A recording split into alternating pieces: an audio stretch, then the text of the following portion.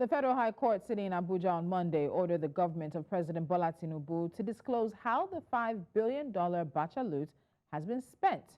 Former military head of state and dictator Sani Abacha has been the subject of one of the biggest cases of government lootings in the world, with nearly billions of dollars found, stashed and hidden in foreign banks.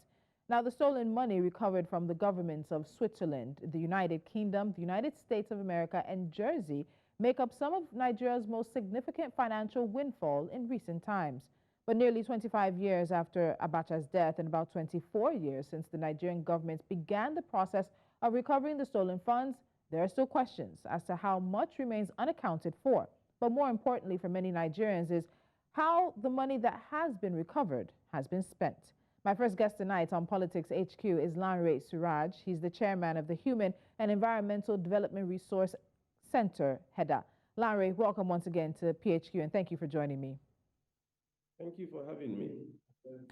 So let's start with what the Federal High Court in Abuja has said, and they've said that the current Nigerian government under President Bola Tinubu should announce the exact amount that has been recovered, because we all keep saying around 5 billion, just below 5 billion or something like that, and then also reveal what the funds have been used for. So this means that the administrations of former presidents Olusegun Obasanjo, Umaru Musa Yar'Adua, Goodluck Jonathan, and Muhammadu Buhari have questions to answer. But there's also a deadline. So Lanre, in your estimation of this judgment, are we effectively looking at a probe regarding the Abacha loots with these previous administrations? Yeah, I mean, it's going to be a mixture of several challenging situations, and I can imagine how it's going to be difficult. I mean, people will have to be brought to give account of their stewardship over the period for which they've been in office, and some of these funds were actually appropriated. Not necessarily going to be the president, but or at least the ministers of finance within the period. So it was clear at some point that some of those funds were recovered during the period when we had the former Minister of Finance and now the WTO Director General, Dr. Okonjo-Iweala, who was the Minister of Finance for President Olusegun Obasanjo, when majority of those funds were actually recovered back to the country. And that would also be like a significant amount of that fund. I mean, those were the period where even the public do not know how some of those funds were recovered and how they were utilized. And there are no reports even to the process of the recovery, but funds were heavily recovered. And mark you, interestingly, and that is why it's also very important that this judgment is not only celebrated, it is also the fact that we want to showcase this as actually an example of not relooting the recovered loot. I mean, because this is about the most significant recovery of illicit assets by any country. I mean, by every standard, by every means.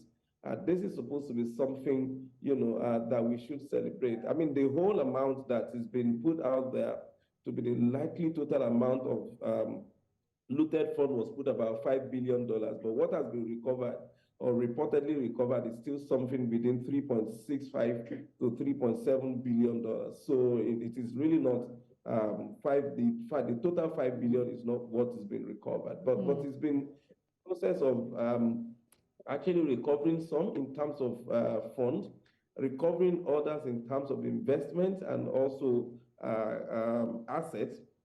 But in all, it has to be properly situated in such a situation that people will have to account for what they know from this recovery. The latest one that we saw under Buhari actually were part of those that were recovered, and they were monitored in terms of the utilization through the process that some of the countries adopted. But it was a completely different ballgame under Jonathan and under President Olusegun Obasanjo. So most importantly, and most particularly, the two leading governments that had the opportunity of benefiting from the larger part of the amount were the regime of President Olusegun Obasanjo and President Goodluck Jonathan. Okay, so Lanre, it's interesting you talk about sort of where the money came from, or at least in regards to a timeline, the governments or the administrations that possibly had their hands on the most amount of this recovered funds. And as you noted, it's not necessarily that it's the presidents themselves that will come to answer questions, but those who were the stewards of Nigeria's finances at the time and who probably sat at the tables in negotiating these returns. But it's also very interesting to note that the court has given 7 days. So a good judgment, but it seems a timeline and an expiration date that may actually hamper the effective and full understanding of what we're looking at here. So in 7 days, what do you really think that the Bola Tinubu administration can accomplish in 7 days? And again, at the end of the day, we're saying there should be records. Just put the records together and present them. But this timeline, this expiration that we have before us, how do you think it's going to affect the full utilization and implementation of the judgment? No, I think we should actually be very careful. If we want justice to be done to the judgment and we really want an answer, I mean, it is not something that you can have any form of, serious report coming from Nigeria in this period of 7 days. I mean, even some of the advanced countries where you have digital operations or some of the activities, you might not really have something done within 7 days for something that is going to be dating back to over 23, 24 years, but we just need to have that judgment executed with the effect that this government must do 2 things, and this is where the issues are for us. I mean, one, we need to have the public disclosure of the utilization of those funds. That is number one. Where there are some of those funds that are still missing or misappropriated, we really want to know. And the second thing is where there are no adequate accounts of the judicious utilization of those funds, people who are concerned must be fingered and appropriately dealt with. I mean, those are the key things that this judgment is doing. Either it is going to take 6 months, it is going to take 3 months, it is going to take 1 month. This must be executed as an appropriate judgment and order of a court that requires this new government to now go back into the whole record. Governance and government is a continuum. Either it is from the same party or different party. As far as we're concerned, it is the government of Nigeria. So if President Bola Tinubu is inheriting the responsibility of accounting for the atrocities of his predecessors, he must be able to stand up to the responsibilities. So he's inheriting both the asset and liability of the predecessors. So this is for him to deal with accordingly.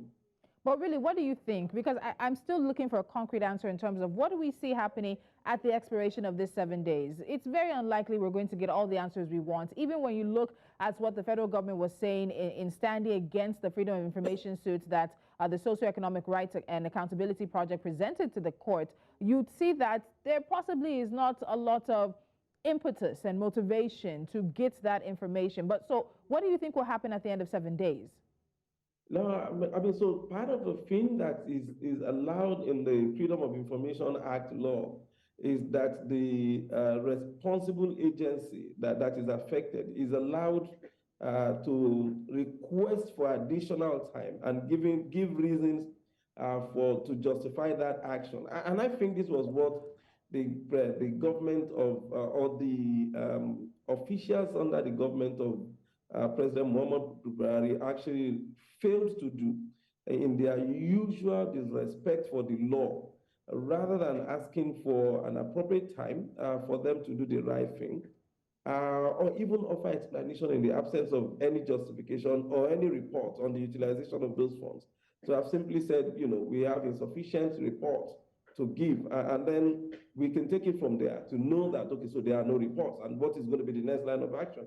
But for the arrogance and also the irresponsibility of many of those under the government, particularly the office of the Attorney General, which was under the law responsible for ensuring the compliance of government institutions with the Freedom of Information Act. They totally disregard the request for those information. And what will be expected now, it is for the government of President Bola Tinubu through the office that the FY request was addressed, to then reply back to SERAP and say, yes, we have received the order of the courts, and for this, if the time is insufficient, tell SERAP within what period that you will have that information available, and then comply with the order of the court. I mean, that is the most expected, the most responsible and responsive thing to do by the government. Okay, so let's look at some parts of what came out with SERAP's Freedom of Information suit, as you said. Now, the federal government tried to argue that SERAP did not have any locus standi or sufficient interest in this application. But we heard from Justice James Kolawole Omotosho, and he said, I quote, "For the sake of emphasis, possession of locus standi has been the bane of the citizens' advocates in the public interest litigation to query transparency and accountability in governance in Nigeria," end quote. And we've seen the use of locus standi arguments in terms of denying Nigerians access to information that should by right be there. So why is this also an important point for us to note in this particular situation and case? No, I think it is, unfortunately, which is why some of us are already looking forward to how there would be the basis and the justification to have an amendment to the Freedom of Information Act, to the extent that, you know, the officer who willfully denied this information and hiding under the so-called locus standi can actually be held accountable. So it is not just for you to misbehave under the guise of your office of government or being a public office holder. I mean, consistently, the only defense that the public officers put up severally when they disregard the provisions of the law is either the locus standi or the information that you're asking for is sensitive or the information cannot be used. I can remember a very ridiculous reply from even the Central Bank of Nigeria when my organization made a request for information on an agreement that was actually signed by CBN with MTN, between the CBN and MTN when MTN was to be sanctioned. And CBN replied to us saying, oh, okay, that agreement you are looking for is already in the National Library, so go look for it in the National Library. How else can somebody be irresponsible to even put that in writing? So if you have it in the National Library, why can't you just supply it when we requested for it? But I mean, for your information, it was never in the library. It was not even there in the court where the agreement was also reduced to the court judgment. The agreement was not filed in court. So it was almost a tradition for many of the public office holders to find some very cunning way of avoiding to be accountable by providing information. And it is always also part of their mentality that you are going to go to court and it's going to take 1 or 2 years before the court, sometimes 3 years, before the court will come to a final judgment on your legal action.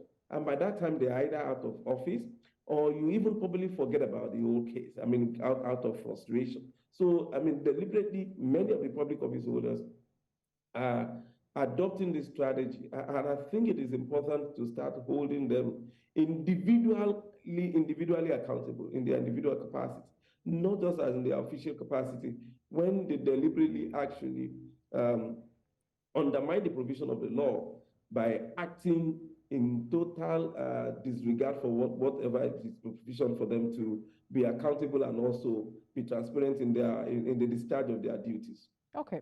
So we've seen that Nigeria has worked with several governments as well as international partners towards recovering the money stolen by Abacha.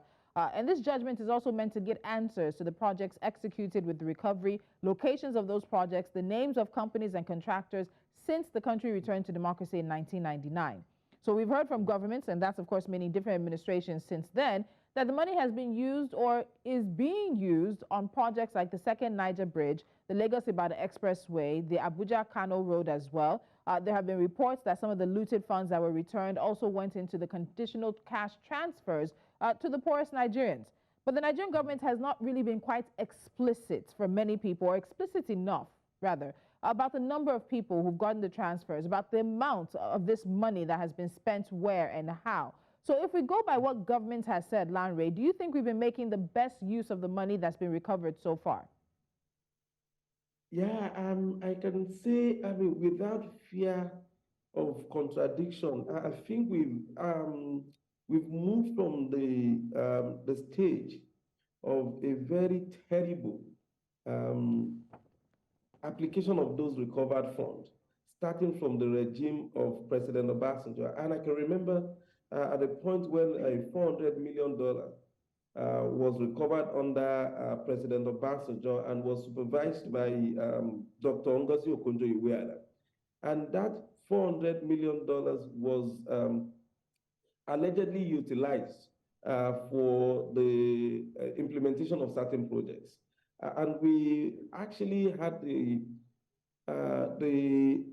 responsibility, after seeing how what we suspected to have been looting of the recovered loot, investigated the utilization of that. And unfortunately, it was also under the supervision of the World Bank at that time.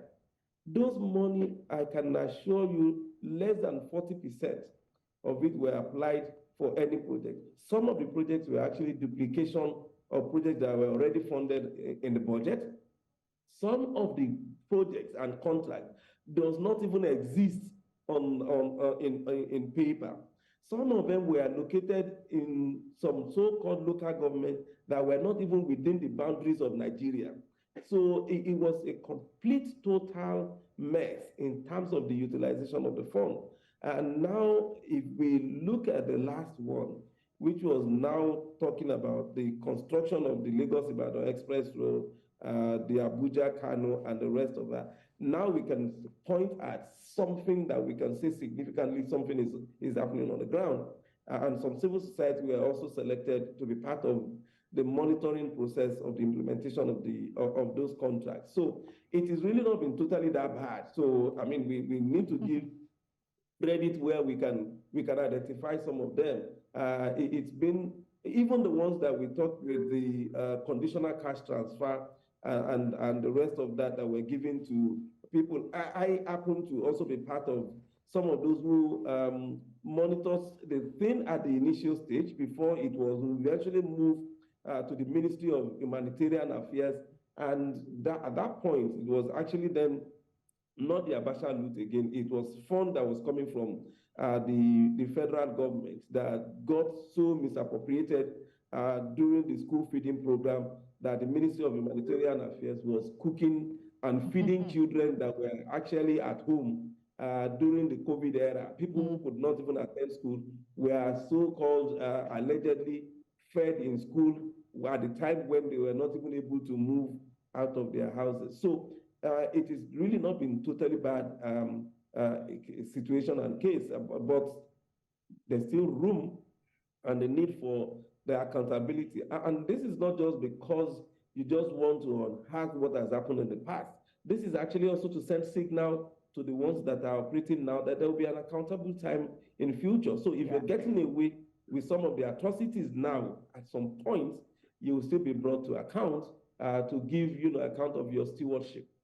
So in regards to that, because you mentioned, of course, misappropriation of funds, and that's an unfortunate thing. Nigeria has that reputation. We've heard from the U.S. In terms of their concerns about the potential of the Abacha loot that is recovered also being relooted. And we'll know that in 2020, when it was around that $308 million, the U.S. actually attached some conditions to the return of the money. And then it also happened again with the Jersey Islands as well in 2019, also attaching some form of conditions. Now, some would say this is quite hypocritical. Many of these countries have somehow benefited from the large amounts of money. We can talk about Switzerland being quote-unquote neutral, but never asking questions with this money being deposited, somehow moving around their own economies and now wanting to put conditions on the return of the money to its rightful owners.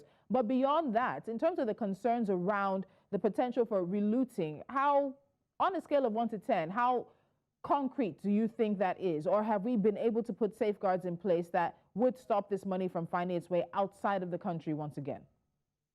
No, I think that is not really, it's not really happening. I mean, the pretense, the hypocrisy and the sincerity of the international community actually is not just, cannot really be overemphasized. I must confess to that level. And this is why quite a number of the advocates in Nigeria are actually also very concerned that, as much as you have so much efforts and also momentum happening at the local level, what you have at the international level can be just likened to a simple circumlocution where you have all motion and no movement. I mean, it is very sad that even at the time when we're talking about the Abacha loot and their efforts to recover some of those funds, you still have Desiani also moving money, and this is also gone into billions of dollars, both in herself and also some of co-travelers that were also moving funds, resources to the US, to the UK, and to other parts of the international destination. You still have a huge number. Over 400 or 800 properties are owned by Nigerian politically exposed persons in Dubai, for instance. I mean, we did an investigation. Just 10 Nigerians have property worth about 56 million pounds also in the UK. And these are public office holders. These are people that are known by the embassies and also the anti-corruption agencies of both the UK and the US to be politically exposed persons who are now amassing properties that are outside their legitimate earnings within their occupied public office in Nigeria. So it is really not in any way reducing the propensity and the opportunity to actually acquire illicit assets within the jurisdiction of many of the international countries. And that for us, it is clearly telling you that the solution to many of the problems of illicit financial flow and illicit asset acquisition does not really rest with the international community. It actually rests more with us at home to make sure that we're able to prevent the movement of this taking flight. Yes. All right, there are two questions I have to get to, Lanre, before I let you go. So Justice Omotosho also directed the government to publish specific roles played by the World Bank and other partners in execution of any project funded with the loot. Now, there is, of course, a bit of a distrust of the World Bank with Nigerians. You can go back to some of the structural adjustment programs of the 1970s or some of the recommendations for the economy that just doesn't tend to sit quite well with many Nigerians. Are there any concerns you may have about those international parties? Particularly, you've talked a bit about the international parties, the countries, in terms of how they might be complicit in ensuring that illicit outflows make it into their economies. But partners like the World Bank, do you have any concerns about the roles they have played in the recovery process or even in steering how the funds should be utilized?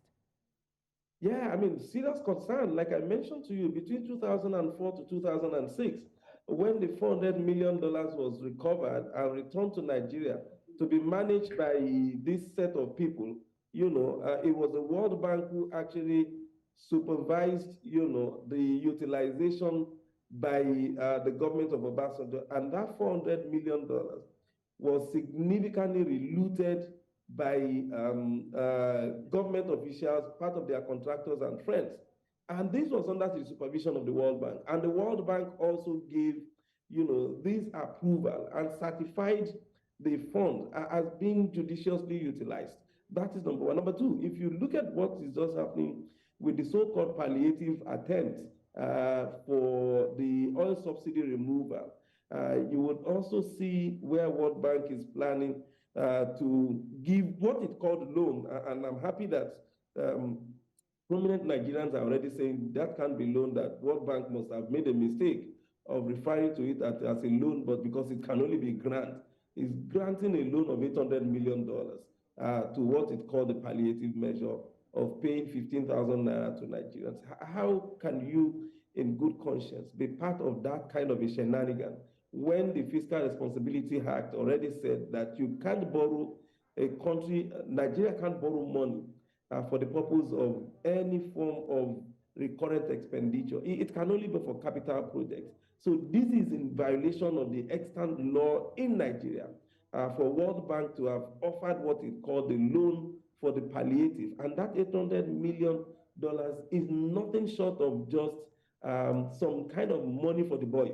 And World Bank is part of that conspiracy. In fact, the granting of the $800 million was already approved by World Bank, even without also the approval of the parliament. So if you look at the trajectory of some of the involvement and activities of, some of these bodies like the World Bank, it doesn't really help the country, but rather accentuate the issue of corruption and also mismanagement of funds. All right, Larry, my final question, I'll need an answer in just about a minute. We commonly call this the Abacha loot, and that's what it's known as across the world as well. But when we look at it, Sani Abacha didn't necessarily go into these places. He didn't necessarily enter the CBN and ask for these monies himself. He didn't move the monies himself. There were accomplices. There were co-conspirators. When we look at this, it seems that it's easier to simply paint the dead man as the sole individual in this conversation.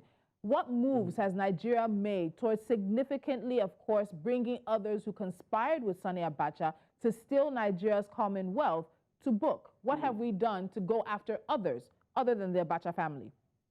No, actually, there's really been nothing or very little that has been done, except, unfortunately, just like you said, I mean, Abacha is late, so it's very easy. It's not available to peddle influences and also use some of his connection to prevent some of the recovery. I can assure you that quite a number of the head of states, particularly the military head of states, before and after Abacha, immediately before and immediately after, are almost as equally corrupt as Abacha himself. But there's been that camaraderie between them, and it's extremely difficult to actually also start investigating, including even the government of President Olusegun Obasanjo. It can actually be fingered for just numerous acts of corruption, including the presidential library that he launched while he was in office as a president. That is completely outside the Code of Conduct for Public Office Holders. It is not allowed for you to do that while serving in office. And at the end of the day, also using the fund for your personal benefit. That was realized during that presidential library launch should have been forfeited to the federal government. You have many of them displaying wealth that they never had at the time they got into office, after office, and quite a number of several atrocities. But because they either, we are yet to see, we know that in our laws, which is the law that is known to everybody, nobody has that immunity or protection from prosecution for the offenses that are committed while in office, after office, even if you enjoy the immunity while serving in office. But unfortunately, this has been extended to majority of them, even after office. The immediate past governor of Kebbi State was also part of the enablers of the Abacha loot, and also the recovery process fingered him severally. If you remember, the office of the Attorney General under Abubakar Malami, rather than actually prosecuting him for the involvement in those atrocious acts, was looking forward to an opportunity at compensating him with some of the recovered funds for what they termed, like voluntary return of some of the funds that were not really returned out of free will, but that were discovered, and then he actually agreed to allow those funds to go. And it's not the kind of thing that you want to use as deterrent for the future office occupiers. All right, Lanre, we have to end the conversation there. But again, given that it is the Abacha loot, it's going to continue to spur controversy and conversation going forward. Lanre, thank you so much for joining me on Politics HQ tonight. Thank you very much. All right. And it seems that at the end of the day, there might just continue to be a conspiracy of silence when it comes to all those who were involved in stealing this money. Not just Abacha himself, but co-conspirators and co-looters. But we move on to other things. When Politics HQ returns, one Adamawa gubernatorial candidate is taking INEC back to court, while a court says INEC should stop its prosecution of the resident electoral commissioner at the center of the controversy. After the break.